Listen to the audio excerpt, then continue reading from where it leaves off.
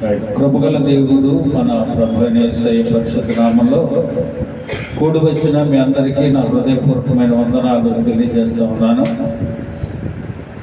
కొద్దిసేపు దేవుని మాటలు విందాం. పరిశుద్ధ గ్రంథం నుండి హెబ్రీ పత్రిక 11వ అధ్యాయము 31వ వచనాన్ని చదువుతాం. హెబ్రీ పత్రిక 11. విశ్వాసమును బట్టి రాహాబును వేశ్య వేగుల వారిని సమాధానముగా చేర్చుకొనినందున అవిధేయులతో పాటు నశింపకపోయాను. చాలు, చిన్న ప్రార్థన చేద్దాం. ప్రభా నీకు వందనాలు నాయన. ఇప్పటి వరకు మీరు ఇచ్చిన స్వరాలతో బిడ్డలను స్తుతించారు, మహింపరిచారు, ఘనపరిచారు. ప్రభా నీ మాటలు వినాలనే ఆశతో నీ సన్నిధిలో ఉన్నాం. ఈ చదవబడిన లేఖన భాగం వివరించే జ్ఞానం నాకు లేదు బాబు. నీ సిలువ చాటు నన్ను మరుగుపరచుకో. నీ మాటలు మాకు వినిపించండి, వాటిని మా హృదయాల్లో భద్రపరచండి.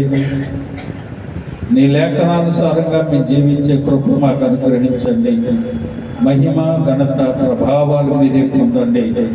మా ప్రభువైన యేసయ్య పరిశుద్ధ నామములో అడుగుతున్నాము తండ్రి, ఆమేన్. ప్రియమైన దేవుని బిడ్డలారా, చదవబడిన లేఖన భాగంలో ఒక వేశ్యని గురించి చదువుకున్నాము. ఎవరేమే? ఒక వేశ్య, ఆమె పేరు రాహాబు. చాలాసార్లు మనం ఈ వాక్య ధ్యానాన్ని చేసుకున్నాం. చాలాసార్లు మీరు విన్నారు, మర్చిపోయి ఉండొచ్చు, జ్ఞాపకం లేకుండా ఉండొచ్చు. మరలా ఒకసారి మనం జ్ఞాపకం చేసుకుందాం. ఈ రాహాబు విషయం యెహోషువ గ్రంథం 2వ అధ్యాయంలో మనకు కనిపిస్తుంది. ఈ రాహాబు ఎవరు అని మనం ఆలోచన చేస్తే మత్తయి సువార్త 1వ అధ్యాయము 5వ వచనాన్ని చదవండి. మత్తయి సువార్త 1వ అధ్యాయము 5వ వచనం త్వరగా తీయాలి. నయసోను సల్మానును కనెను. సల్మాను రాహాబునందు బోయాజును కనెను. బోయాజు రూతునందు ఓబేదును కనెను. ఓబేదు యెషయాని కనెను. యెషయా రాజైన దావీదును కనెను. దావీదు సొలొమోనును కనెను. సొలొమోను రాహాబు అబియాను కనెను. అబియా యెహోషాపాతును కనెను. యెహోరామును కనెను. యెహోరాము ఉజియాను కనెను. ఉజియా యోతాము ఆహాజును కనెను. అహాజు మనష్షేను కనెను. మనష్షే ఆమోను యెషయాను కనెను. యూదులు కాలములో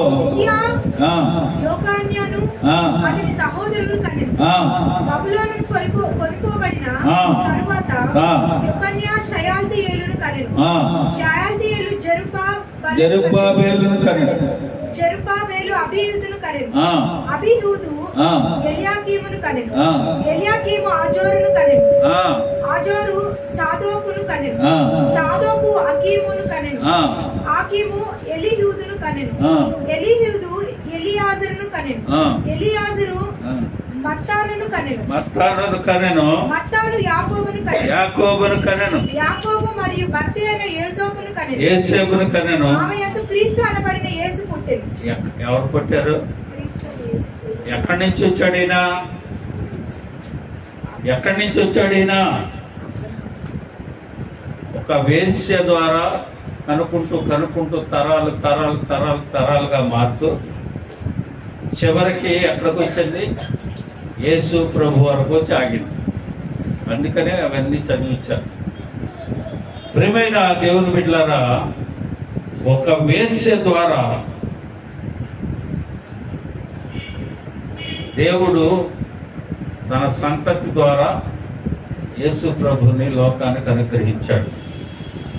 ఈ వేశ్యను గురించి ఏం చెప్పబడుతూ ఉంది లేఖనంలో అని మనం ఆలోచన చేస్తే, విశ్వాసమును బట్టి రాహాబును వేశ్య వేగుల వారిని సమాధానముగా చేర్చుకొనినందున అవిధేయులతో పాటు నశింపకపోయెను. హల్లెలూయా. ఒక వేశ్య దేవుణ్ణి తెలుసుకుంది. ఆ వేశ్య దేవుణ్ణి తెలుసుకొని తన తర్వాత యేసు ప్రభు దాకా వచ్చింది. ఆమె సంతతిలారా యేసు ప్రభు వారు వచ్చారు. ఎవరి ద్వారా? ఒక వేశ్య ద్వారా. ప్రియమైన దేవుని బిడ్డలారా, ఈ వేశ్య తన మార్చడమే కాదు, తన వారిని గురించి కూడా తను రిక్వెస్ట్ చేసుకొని తన కుటుంబాన్ని కూడా మార్చుకుంది. అయితే ఈమెలో ఉన్న క్వాలిటీస్ ఏంటి అనే కొన్ని విషయాలు మనం చూసుకొని దేవుని వాక్యాన్ని ముగించుకున్నాం. మొదటిగా ఈమె దేవుని గురించి విన్నదట. ఈమె మారడానికి గల కారణం ఏంటంటే, ఈమె మొదటిగా దేవుని గురించి విన్నదంట. యెహోషువ గ్రంథం 2వ అధ్యాయము 9వ వచనం, యెహోవా ఈ దేశమును మీకు ఇచ్చున్నాడని, మీ వలన ఈ దేశ నివాసులందరికీ ధైర్యము చెడునని నేను ఎరుగుదును అంటా ఉన్నాను. దేవుడు ఈ దేశాన్ని మీకు ఇస్తాడని నాకు తెలుసు. మీ దేవుడు మీ పట్ల జరిగించిన అద్భుతమైన కార్యాలను గురించి నేను విన్నా. ఈ దేశం మీకు ఇస్తాడు దేవుడు అని వేగుల వారితో మాట్లాడుతూ ఉన్నాడు. యెహోషువ ఏం చేశాడంటే, వేగు చూడటానికి మనుషులను పంపించాడు.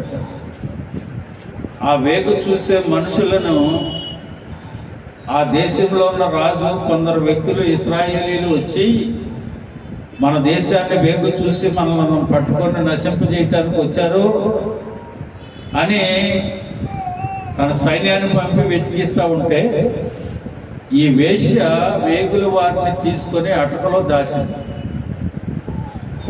వారితో సంభాషిస్తున్న మాట ఏమిటంటే, ఈ పట్టణాన్ని దేవుడు మీకు అనుగ్రహిస్తాడో అని నాకు తెలుసు అని విశ్వాసం కలిగి ఉంది. హల్లెలూయా. రోమా పత్రికలో అపోస్తలుడైన పౌలు చెబుతారు కదా, 10వ అధ్యాయం 17వ వచనము, కాగా వినుట వలన విశ్వాసము కలుగును, వినుట క్రీస్తును గురించిన మాట వలన కలుగును అని దేవుని వాక్యం అంటాం. ఏమి గురించి వింది? దేవుని గురించి వింది. దేవుడు చేసిన అద్భుతమైన కార్యాలను గురించి వింది. ఈ పట్టణాన్ని దేవుడు మీకు అప్పగిస్తాడు కనుక నన్ను నా కుటుంబాన్ని మీరు జ్ఞాపకం చేసుకునండి. మీ పట్టణాన్ని మీరు పట్టుకునేటప్పుడు ఒక ఆనవాలు నాకు ఇచ్చి మీరు ఈ దేశాన్ని స్వాధీనపరచుకునే పోయేటప్పుడు, దీని మీదకి యుద్ధానికి మీరు వచ్చినప్పుడు నా గృహాన్ని ఒక ఆనవాలు పెట్టి ఆ గృహాన్ని కాపాడటానికి ఒక ఆనవాలు ఇమ్మని అడిగింది. వారు ఏం చేశారంటే, నీ కిటికీకి ఒక దారం కట్టుకోమని చెప్పారు. తనే కాదు, తన కుటుంబాన్ని కూడా రక్షించుకోగలిగినంత విశ్వాసము తనలో ఉంది. రెండవది, ఆమె ఏం చేసిందని గ్రహించుంటే, ఆమె వినటం మాత్రమే వినకుండా గ్రహించిందట. చూడండి, యెహోషువ గ్రంథం 2వ అధ్యాయం 11వ వచనం. ఆ అధ్యాయం అలా తీసి పెట్టుకోండి. మేము వినినప్పుడు మా గుండెలు కరిగిపోయెను, మీ దేవుడైన యెహోవా పైన ఆకాశమందును క్రింద భూమి అందును దేవుడే మీ ఎదుట ఎట్టి మనుషులకైనను ధైర్యము మాత్రము ఉండదు. హల్లెలూయా. అంత గొప్పవాడు మీ దేవుడు, అంత గొప్పతనం మీ దేవునిలో ఉంది. ఎదుటి వారికి ధైర్యం చెడిపోయేంత ధైర్యం కలిగిన దేవుడు మీ దేవుడు. కనుక ఏం చేసింది? మొదటిగా విశ్వాసం ఉంచింది. దేవుని యొక్క బలాన్ని గ్రహించగలిగే అంత ఇదిగా ఆమె నమ్మకం కలిగి ఉంది. అంతేకాదు విశ్వసించినది. మూడవదిగా ఆమె ఏం చేసింది? విశ్వాసం కలిగి ఉంది. 11:30 చూడండి. విశ్వాసమును బట్టి రాహాబు వేశ్య వేగుల వారిని సమాధానముగా పంపించినాడు. చూడండి ఏమన్నట్ట అక్కడ 31వ వచనం, 2వ అధ్యాయం తీసి పెట్టుకోమని 11వ అధ్యాయం 31. విశ్వాసమును బట్టి విశ్వాసమును బట్టి రాహాబను వేశ్య వేగుల వారిని సమాధానముగా చేర్చుకునేందుకు. చూడండి ఏముందంటే ఆమెలో విశ్వాసం ఉంది కాబట్టి వేగుల వారిని చేర్చుకొని వారితో సంభాషించింది. అపోస్తలుల కార్యాలు 16:31లో మాట ఉంటుంది అక్కడ. అందుకు వారు ప్రభు అయిన యేసునందు విశ్వాసం ఉంచుము, అప్పుడు నీవును నీ ఇంటి వారును రక్షణ పొందురని చెప్పారు. దైవజనుడు వాక్యం చెప్తా ఉన్నాడు. రక్షణ పొందిన వారందరూ వచ్చి ఆయన అడుగుతున్నారు, అయ్యా మేము ఇప్పుడు ఏం చేయాలి అని అడిగారు. ఆయన అంటా ఉన్నాడు కదా, ప్రభు అయిన యేసునందు విశ్వాసం ఉంచండి, అప్పుడు మీరును మీ ఇంటి వారును రక్షణ పొందుదురని. హల్లెలూయా. విశ్వాసం ఉంచింది కాబట్టి తన కుటుంబాన్ని రక్షించుకోగలిగింది. దేవుణ్ణి విశ్వసించింది కాబట్టి ఆయన చేసిన కార్యములన్నింటినీ గుర్తుంచుకోగలిగింది. విశ్వాసము కలిగి ఉన్నది కాబట్టి దేవుని ప్రజలైన వేగుల వారిని చేర్చుకొని దాచింది. ఈ పట్టణాన్ని దేవుడు వీరికి అప్పగిస్తారని తెలిసింది కాబట్టి తన కుటుంబాన్ని రక్షించమని ఒక ఆనవాలు అనుకుంది. హల్లెలూయా. ప్రియమైన దేవుని బిడ్డలారా, హెబ్రీ పత్రిక 11:37లో విశ్వాసమును బట్టి వేగుల వారిని చేర్చుకున్నందున ఆ అవిధేయులతో పాటు నశింపక పోయెను. హల్లెలూయా. అవిధేయులైన వారితో నశింపక పోక ఉండటానికి గల కారణం ఏంటి?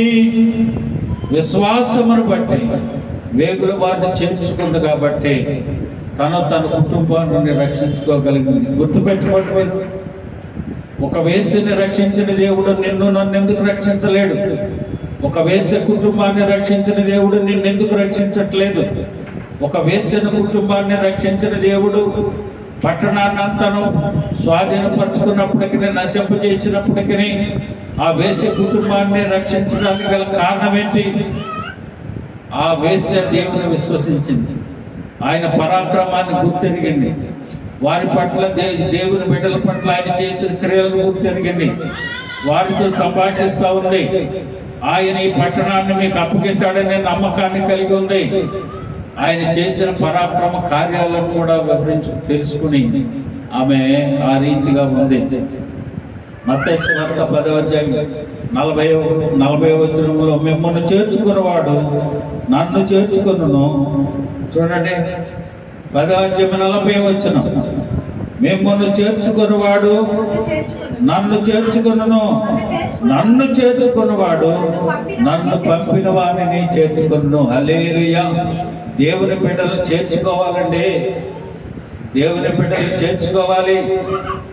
దేవుని బిడ్డలు చేర్చుకోకపోతే నువ్వు కోట్ల ఆస్తున్నా ఆ కోట్లది ఎవరికి వెళ్ళాలో ఆడికి వెళ్ళింది. దేవుని బిడ్డలు ఇంటికి వస్తేనో, దేవుని బిడ్డలు ఇంటికి వచ్చిన తర్వాత తిరిగి వెళితేనో నువ్వు వండుకొని ఉంటే దేవుడు ఏం చేయాలో అదే చేస్తూ ఉంటాడు. వాళ్ళని చేర్చుకుంటే నువ్వు నన్ను చేర్చుకున్నట్టు ఏమంటుంది వాక్యం? మిమ్మల్ని చేర్చుకున్నవాడు నన్ను చేర్చుకును, నన్ను చేర్చుకున్నవాడు నన్ను పంపిన వాడిని కూడా చేర్చుకును. హల్లెలూయా. కనుక ప్రియమైన దేవుని బిడ్డలారా, దేవుని బిడ్డలు ఇంటికి వచ్చినప్పుడు కానీ, దేవుని బిడ్డలు మనం దర్శించడానికి వచ్చినప్పుడు కానీ, దేవుని ప్రేరేపణ చేత మన గృహాలు దర్శిస్తున్నప్పుడు కానీ సడుగుడు గొడుగుడు మనకొద్దు. నాకు పని ఉందా ఇప్పుడు వద్దు, తర్వాత అనవద్దు.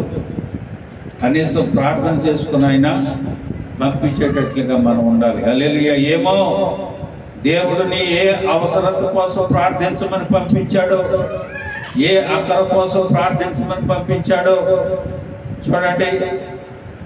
మనము దేవుని బిడ్డలను బాధింపకూడదు, అది మాత్రం గుర్తుపెట్టుకోండి. వారి హృదయాలలో మన కుటుంబాల గురించి ఎప్పుడు బాధ కలిగి ఉండకూడదు. అది మనకి మన కుటుంబాలకి క్షేమం కాదు. గుర్తుపెట్టుకోండి, ముఖ్యమైన సూత్రం ఇది. తర్వాత చూడండి, మార్కు సువార్త 9వ అధ్యాయం 41వ వచనం. మీరు క్రీస్తు వారిని నా పేరట మీకు గిన్నెడు చన్నీళ్ళు ఇచ్చిన వాడు తనకు రావలసిన ఫలము పోగొట్టుకున్నాడని మీతో నిశ్చయముగా చెప్పుచున్నాను. హల్లెలూయా. నువ్వు దైవజనుని చేర్చుకొని కనీసం గిన్నెడు నీళ్ళు ఇచ్చిన ఆ ఫలము పోగొట్టుకుని అని దేవుడి వాక్యం. నేను చెప్పట్లేదు, ఇది ఏమంటుంది వాక్యం. కనీసం నీ దగ్గర ఏమీ లేకపోయినా గుక్కడు చన్నీళ్ళు ఇచ్చినట్టు పంపించమని. పొద్దున్నే సాయంకాలం దాకా పని చేయించుకొని వచ్చిన తర్వాత ప్రార్థన చేశారండి అయ్యగారు వందనాలంటే పరిస్థితి ఎలా ఉంటుంది? దైవజనుని అలా పంపించడానికి వీలు లేదు. చూడండి, ఆమె వేడుకొనెను అని ఉంది. తర్వాత చూడండి 6వది యెహోషువ గ్రంథం 2వ అధ్యాయం 13వ వచనం. కర్తను తిండి 2 చెప్పేసి ముగిస్తారు. నా తండ్రియు నా తల్లియు నా అన్నదమ్ములను నా అక్క చెట్టులను వారికి కలిగిన వారందరూ చావకుండానట్లు బ్రతుకనిచ్చి రక్షించున్నట్లుగా దయచేసి యెహోవా తోడనే ప్రమాణము చేయడని చెప్పాను. హల్లెలూయా. ఎవరెవరిని గురించి వేడుకుంటుందేమా? ఎవరెవరిని గురించి వేడుకుంటుంది? నా తండ్రియు నా తల్లియు నా అన్నదమ్ములను నా అక్క చెల్లెలను వారికి కలిగి ఉన్న వారందరూ నన్ను నా తండ్రిని నా తల్లిని నా అన్నదమ్ములు అక్క చెల్లెలు వారి కుటుంబాల గురించి ప్రార్థిస్తుందండి. రిక్వెస్ట్ చేసుకుంటుంది, అడుగుతా ఉంది. నా అక్క చెల్లెలను వారికి కలిగి ఉన్న వారందరూ చావకుండునట్లు బ్రతుకనిచ్చి రక్షించున్నట్లుగా దయచేసి యెహోవా తోడని ప్రమాణం చేయండి. ఈ పట్టణాన్ని దేవుడు మీకు ఇస్తా ఉన్నాడు కదా, దీన్ని నాశనం చేసేటప్పుడు నాకు కలిగిన నా తల్లిదండ్రులను నా అక్క చెల్లెలు నా బంధువర్గాన్ని వారికి కలిగిన దాన్ని కూడా మీరు నాశనం చేయడానికి వీలు లేదని దేవుడితో ప్రమాణం చేయండి అని చెప్తాం. ప్రియమైన దేవుని బిడ్డలారా, ఈ రాత్రికాల సమయం దేవుని వాక్యాన్ని వింటున్న నీవు ఒక వేశ్యకున్న జ్ఞానము మనకు లేదా? ఒక వేశ్య రక్షించబడి కుటుంబాన్ని రక్షించుకుంటా ఉంది. మనం ఎందుకు రక్షించుకోలేని పరిస్థితుల్లో మనం ఉంటా ఉన్నాం? ఒకసారి ఆలోచన చేయండి. తర్వాత ఏమంటారు చూడండి, దేవుని పిల్లలు చెప్పినట్లుగా చేసింది ఆమె.